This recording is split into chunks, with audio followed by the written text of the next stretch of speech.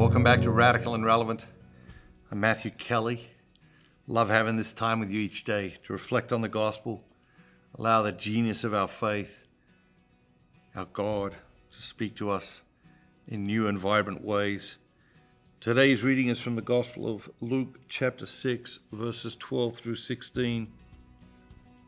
In these days, Jesus went out into the hills to pray, and all night he continued in prayer to God.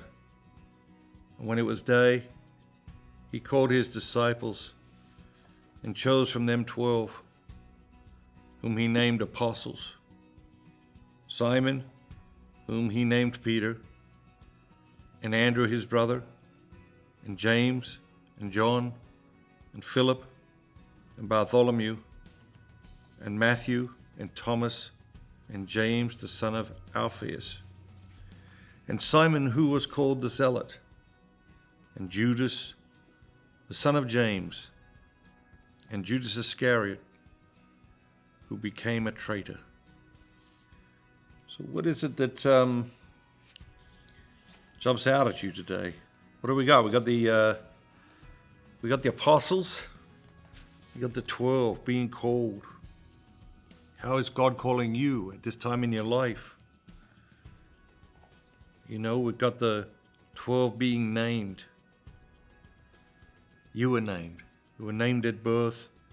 You were named in baptism. What does your name mean to you? What does your name mean to God? What is your name calling you to at this time in your life? And then you've got these, different things. Is there, like one of the disciples, is there one of the 12 that you're more attracted to, that you think about more? Is there one that you think, oh yeah, if I was around that, I would have been friends with him? And why? Like, what is it about that one that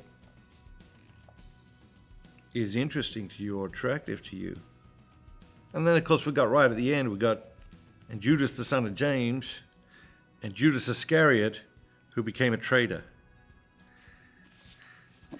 And so we need to consider in what ways are we a traitor? In what ways are we a traitor to God? In what ways are we a traitor to ourselves? In what way are we a traitor to our friends and family? In what way are we a traitor to the things we believe are important? And how does this traitorism manifest in it? Probably in 1,000 different ways. But we probably never think of ourselves as a traitor. We never introduce, hi, I'm Matthew, I'm a traitor. That's probably not how we see ourselves. And it's probably not the biggest definition of who we are and what matters most about us and all that sort of thing.